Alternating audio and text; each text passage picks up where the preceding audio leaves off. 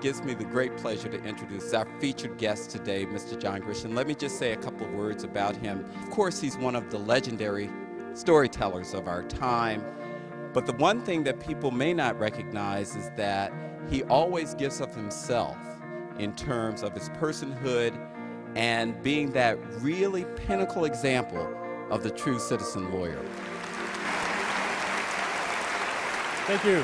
He's not just coming to speak for the sake of speaking. He's coming to speak and raise awareness of an issue. I think both of those together really help improve the campus in general. I took off to Oklahoma to meet the family of Ron Williamson, and over the next 18 months researched and wrote what became The Innocent Man. Until that point in my life, I had never thought about wrongful convictions. It never dawned on me that these things actually happen.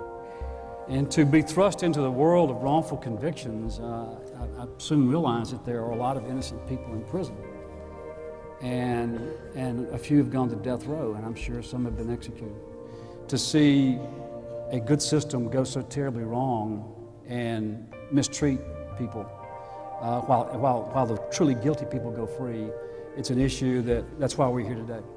This means the world to a community like Wake Forest to have somebody like Mr. Grisham be willing to come and raise money for projects like the Innocence and Justice Clinic here at Wake Forest, which, even though it started just in the spring of 2009, has already made great progress for individual inmates in North Carolina. The Innocence and Justice Clinic, I was able to take it my fall semester of my second year and get the ball rolling on just taking up cases.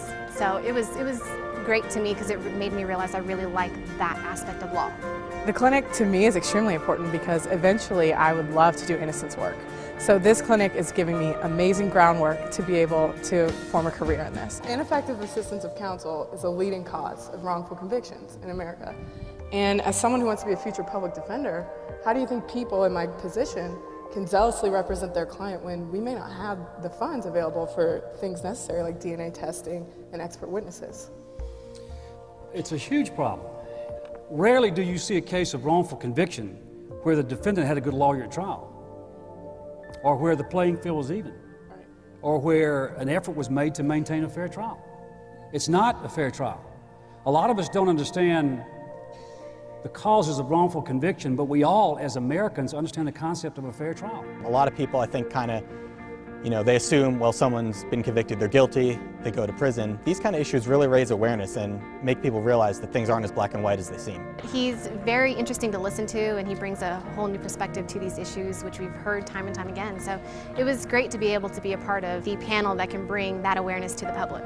I feel so blessed to be a part of this Wake Forest family today when I could meet my absolute favorite author in the world and discuss my absolute, a topic that's so interesting to me and something I want to do in life. So, I can't get over it. It's just great. Ladies and gentlemen, please join me in thanking Mr. Grisham and this panel.